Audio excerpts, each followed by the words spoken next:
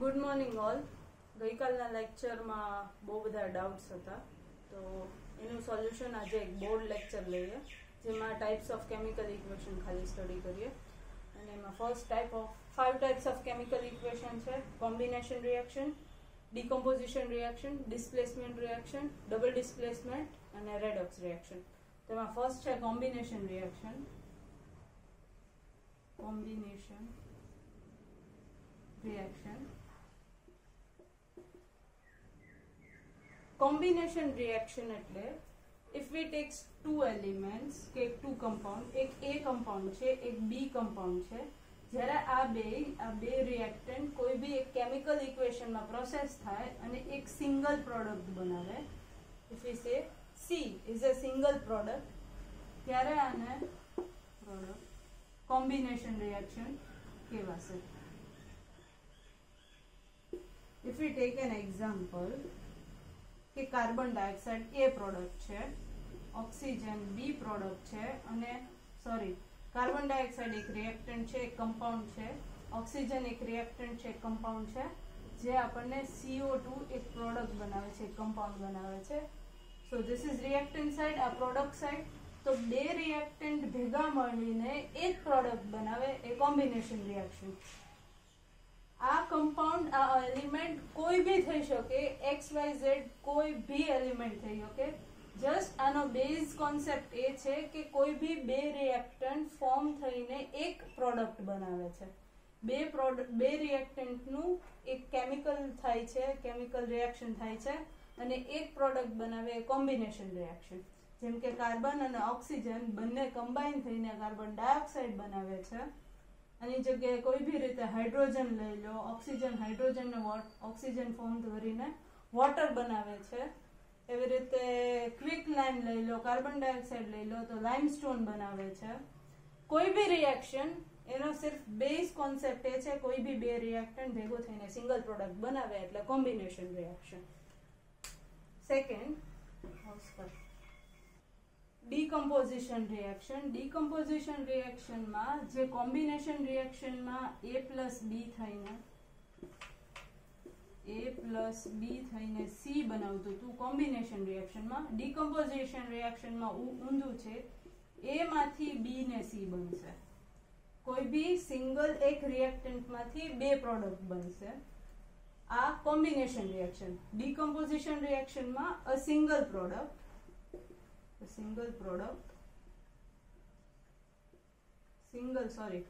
single reactant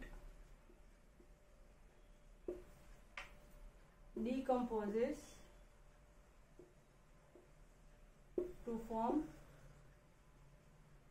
two or more products. કોઈ બી એક single reactant એનું ડીકમ્પોઝિશન થાય ટુ ઓર મોર પ્રોડક્ટ્સ બનવા માટે. એક્ઝામ્પલ જોઈએ, H2O. ધીસ ડીકમ્પોઝ થાય છે અને ફોર્મ કરે છે હાઇડ્રોજન અને વોટર. એવી રીતે carbon dioxide, this decomposes to form carbon and oxygen. તો કોઈ બી એક રિએક્ટન્ટ એનું ડીકમ્પોઝિશન થાય અને બે ટુ ઓર મોર પ્રોડક્ટ્સ બનાવે તો ડીકમ્પોઝિશન રિએક્શન. કોમ્બિનેશન રિએક્શનમાં કોઈ બી બે રિએક્ટન્ટ ભેગા થઈને સિંગલ પ્રોડક્ટ થતી હતી, એટલે ઓપોઝિટ ઓર ઉલટું કોમ્બિનેશન રિએક્શનનું થાય તો એ ડીકમ્પોઝિશન. ડિસ્પ્લેસમેન્ટ રિએક્શનમાં એક એલિમેન્ટ છે, એક કમ્પાઉન્ડ છે. આ એલિમેન્ટ જે છે એ ઓલવેઝ મેટલ હશે. આ જે કમ્પાઉન્ડ છે જેમાં એક એનો કેટાયન પાર્ટ હશે જે ઓલવેઝ મેટલ હશે, સેકન્ડ મેટલ, અને એક એનાયન પાર્ટ હશે.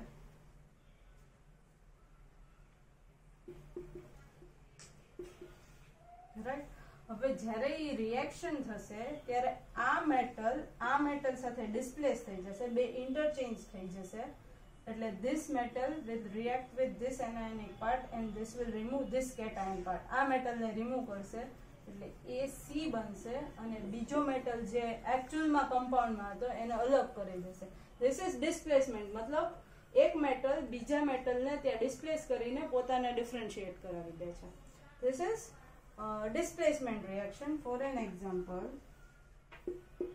ઝિંક છે, એક મેટલ છે, કોપર એક મેટલ છે, એનું એનાયોનિક પાર્ટ સપોઝ લઈએ સલ્ફર, તો સલ્ફેટ બનાવીએ, copper sulfate. This is copper sulfate. This is metal, this is metal. આ એનું એનાયોનિક પાર્ટ, કેટાયોનિક પાર્ટ, આ મેટલ, આ ભી મેટલ. રિએક્શન કરશે ત્યારે ઝિંક કોપર ને એની જગ્યાએ ડિસ્પ્લેસ કરી દેશે અને કોપર છૂટું પાડી દેશે. મતલબ ઝિંક સલ્ફેટ બનાવશે અને કોપર વિલ બી ડિફરન્ટ. એટલે આ ઝિંક સલ્ફેટ બની ગયું. તો મતલબ એક મેટલ બીજા મેટલને ડિસ્પ્લેસ કરે છે એટલે ડિસ્પ્લેસમેન્ટ રિએક્શન. જેમાં એક મેટલ હોય, એક કમ્પાઉન્ડ હોય, એનો કેટાયોનિક part, anionic part, cationic part metal હશે, તો એક મેટલ બીજા મેટલને ડિસ્પ્લેસ કરશે. A plus BC will form AC plus B. Okay, this is displacement reaction. Double displacement reaction. એક કમ્પાઉન્ડ હશે AB, same anionic part, cationic part, બીજો compound CD, same anionic part, cationic part. જ્યારે reaction થાય છે ત્યારે એક metal બીજા metal સાથે ડિસ્પ્લેસમેન્ટ રિએક્શનમાં એક ખાલી ઇન્ટરચેન્જ થતું, આમાં ઇન્ટરચેન્જ બંને એકબીજા સાથે, તો ફોર્મ કરશે CB અને AD ફોર્મ કરશે. જ્યારે એક એનાયોનિક પાર્ટ, આ cationic part, anion, this is cation, this is anion, this is cation, તો આનો એનાયોનિક પાર્ટ આ કેટાયન સાથે કમ્બાઈન થઈ જશે અને આનો કેટાયોનિક પાર્ટ આ એનાયન સાથે કમ્બાઈન થઈ જશે. એટલે ડબલ ડિસ્પ્લેસમેન્ટ થાય છે, એટલે એને ડબલ ડિસ્પ્લેસમેન્ટ રિએક્શન કહેવાય. For an example, NaOH sodium hydroxide plus HCl hydrochloric acid.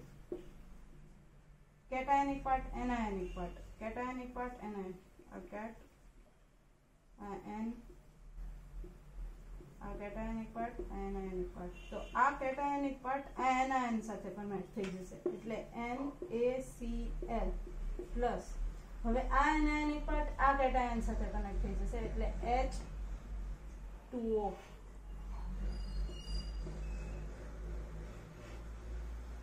આ કેટાયોનિક પાર્ટ આ એનાયન સાથે કમ્બાઈન થશે એટલે NaCl. હવે આ કેટાયોનિક પાર્ટ આ એનાયોનિક પાર્ટ સાથે કમ્બાઈન થશે એટલે H2O. This is double displacement reaction, જેમાં એક એનાયોનિક પાર્ટ બીજા કેટાયન, બીજા કમ્પાઉન્ડના કેટાયન પાર્ટ સાથે કનેક્ટ થશે અને ઈ જે એનાયોનિક પાર્ટ બચ્યો ઈ જ બીજા કમ્પાઉન્ડના કેટાયન પાર્ટ સાથે કનેક્ટ થઈને રિએક્શન બનાવશે અને ડબલ ડિસ્પ્લેસમેન્ટ રિએક્શન કહેવાય. Last redox reaction. રેડોક્સ રિએક્શનમાંથી RED is for reduction,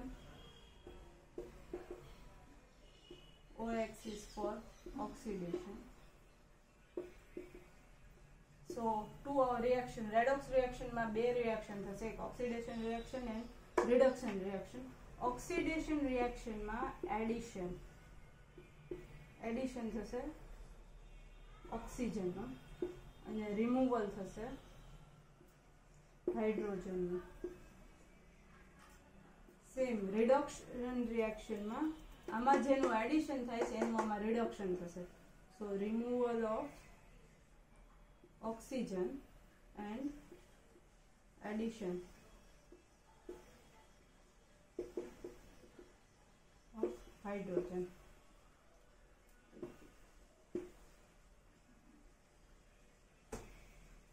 redox રિએક્શનમાં ટુ ટાઈપ્સ ઓફ રિએક્શન થશે, oxidation reaction, reduction reaction. Oxidation reaction જ્યારે થતું હશે ત્યારે ઓક્સિજનનું એડિશન થતું હશે અને રિમૂવલ ઓફ હાઇડ્રોજનનું રિમૂવલ થતું હશે. અને જ્યારે રિડક્શન રિએક્શન થતી હશે ત્યારે એડિશન હાઇડ્રોજનનું થતું હશે અને ઓક્સિજનનું રિમૂવલ થતું હશે. ફોર એન એક્ઝામ્પલ, આ બંને રિએક્શન, કોઈ બી એક રિએક્શન થતી હશે એમાં બંને સાથે જ થશે, ઓલવેઝ રેડોક્સ રિએક્શન થશે. કોઈ દિવસ એકલું ઓક્સિડેશન નહીં થાય, એકલું રિડક્શન નહીં થાય, બંને સાયમલ્ટેનિયસલી ચાલશે. For an example, copper oxygen, copper oxide, આ એક રિએક્શન છે. હવે આ રિએક્શનમાં જોઈશ તો કોપર જે છે એ સાઇટ ઓફ ઓક્સિડેશન બનશે. કેમ કે જ્યારે એ પ્રોડક્ટ બનાવે છે ત્યારે ઓક્સિજન એનામાં એડ કરે છે, તો આ ઓક્સિડેશન થયું, આ સાઇટ ઓફ ઓક્સિડેશન થયું. હવે આ શું કરે છે? ઓક્સિજનને પોતાને બે પાર્ટમાં કન્વર્ટ કરીને કોપર સાથે જોડે છે, મતલબ રિમૂવલ ઓફ ઓક્સિજન થયું. આને તો આ સાઇટ ઓફ રિડક્શન થયું. ઓલવેઝ ઓક્સિડેશન ને રિડક્શન જે રિએક્ટન્ટ સાઇડનો પાર્ટ હોય એમાં જ થશે, કેમ કે ત્યારે આપણને જ્યારે ઓક્સિડેશન રિડક્શન રિએક્શન થાય છે ત્યારે આપણને આ કોઈ બી પ્રોડક્ટ ફોર્મ થાય છે. સો કોપર એકલો છે એમાં ઓક્સિજનનું એડિશન થાય છે એટલે પોતે ઓક્સિડાઇઝ થાય છે, અને જ્યારે ઓક્સિજન છે પોતાના પાર્ટ કરીને કોપર સાથે એટેચ થાય છે, તો મતલબ આ ઓક્સિજન પોતાનું રિમૂવલ કરે છે, એનું ફોર્મ રિમૂવ થઈને કોઈ સાથે કમ્બાઈન થાય છે. સો this is reduction, this is oxidation. હવે હજી આમાં એક પોઈન્ટ આપી દઉં, રિડ્યુસિંગ એજન્ટ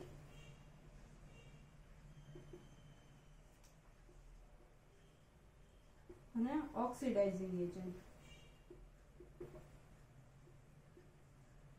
તો રિડ્યુસિંગ એજન્ટ એટલે the chemical that reduces other chemical and itself get oxidized.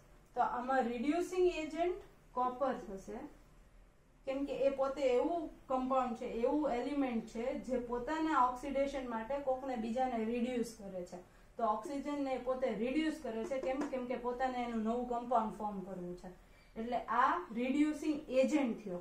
આના કારણે ઓક્સિજન રિડ્યુસ થાય છે એટલે આ રિડ્યુસિંગ એજન્ટ થયો. અને આ ઓક્સિડાઇઝિંગ એજન્ટ છે, chemical that oxidise itself to form another chemical. The chemical that oxidize other chemical but itself get reduced is oxidizing agent. એટલે આ જે છે ઓક્સિજન એ પોતાને આને ઓક્સિડાઇઝિંગ એજન્ટ કહેવાશે. ઓક્સિજન એ પોતાને શું કરે છે? રિડ્યુસ કરે છે, O2 ને O માં કન્વર્ટ કરે છે, એ પોતાને રિડ્યુસ કરે છે. કેમ કે એને કોપરને ઓક્સિડાઇઝેશન ફોર્મ કરવા દેવું છે એટલે. So this is redox reaction. Redox રિએક્શનમાં બે રિએક્શન, ઓક્સિડેશન રિએક્શન ને રિડક્શન રિએક્શન. એમાં ઓક્સિડાઇઝેશન રિએક્શનમાં એડિશન ઓફ ઓક્સિજન થાય ને રિમૂવલ ઓફ હાઇડ્રોજન, અને રિડક્શનમાં રિમૂવલ ઓફ ઓક્સિજન ને એડિશન ઓફ હાઇડ્રોજન. એક્ઝામ્પલમાં કોપરનું ઓક્સિડેશન થાય છે. ઓક્સિડેશન એટલે એડિશન ઓફ ઓક્સિજન, તો કોપર સાથે ઓક્સિજન એડ થાય છે પ્રોડક્ટ સાઇડમાં, તો આનું ઓક્સિડેશન થાય છે. અને ઓક્સિજન પોતે હાફ કન્વર્ટમાં થઈને ઓક્સિજન કોપર સાથે કનેક્ટ થાય છે, જો એનું રિમૂવલ થાય છે. અને ઇફ એજન્ટની વાત કરીએ તો કોપર રિડ્યુસિંગ એજન્ટ થયું. કેમ કે એ chemical that reduces other chemical but itself get oxidise, એટલે પોતે ઓક્સિડાઇઝ થાય છે અને આને રિડ્યુસ કરે છે, એટલે પોતે રિડ્યુસિંગ એજન્ટ બન્યું. અને આ ઓક્સિડાઇઝિંગ એજન્ટ બન્યું કેમ કે આ પોતે કટ થાય છે, પોતે રિડ્યુસ થાય છે. કેમ કે એને કોપરને ઓક્સિડાઇઝ થવા દેવું છે, એટલે આ ઓક્સિડાઇઝિંગ એજન્ટ, આ reducing agent. Let's take one more example.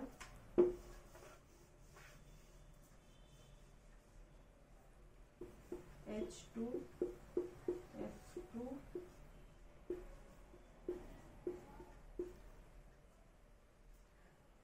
So site of oxidation, site of reduction, reducing agent,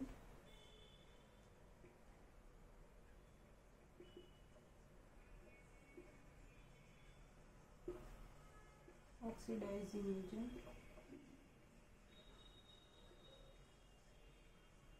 આ 4 પાર્ટ્સ કહેવાના છે. સાઇટ ઓફ ઓક્સિડેશન આમાં શું થશે? H2. વાય? કેમ કે આપણે રિડક્શનમાં જોયું હતું, sorry, addition of hydrogen, removal of oxygen, અને આમાં ઓક્સિડેશનમાં એડિશન ઓફ ઓક્સિજન અને રિમૂવલ ઓફ હાઇડ્રોજન. તો સાઇટ ઓફ ઓક્સિડેશનમાં H+ જે આગળ ફોર્મ થઈને HF થશે, તો સાઇટ ઓફ ઓક્સિડેશન H2 બનશે, કેમ કે addition of, sorry, let's take one more example. H2 plus F2 gives 2HF. આમાં ઓક્સિડેશન કોનું થાય છે? હાઇડ્રોજનનું. કેમ કે આનું રિમૂવલ ઓફ હાઇડ્રોજન થાય છે. કેમ કે એને ફ્લોરિન સાથે પ્રોડક્ટ બનાવવું છે, એટલે આમાં રિમૂવલ ઓફ હાઇડ્રોજન થાય છે, એટલે આનું ઓક્સિડેશન થાય છે, આનું રિડક્શન થાય છે. અને આમાં ઓક્સિડાઇઝિંગ એજન્ટ આ થશે, રિડ્યુસિંગ એજન્ટ આ થશે. રિડ્યુસિંગ એજન્ટ એટલે કે જે પોતે ઓક્સિડાઇઝ થાય છે અને પણ બીજાને રિડ્યુસ કરે છે, તો આનું ઓક્સિડેશન થાય છે, એટલે અને આને પોતાને રિડ્યુસ કરે છે, એટલે આ રિડ્યુસિંગ એજન્ટ થઈ ગયું, આ ઓક્સિડાઇઝિંગ એજન્ટ થઈ ગયું. આનું ઓક્સિડેશન થાય છે અને આનું રિડક્શન થાય છે. This are the 5 equations.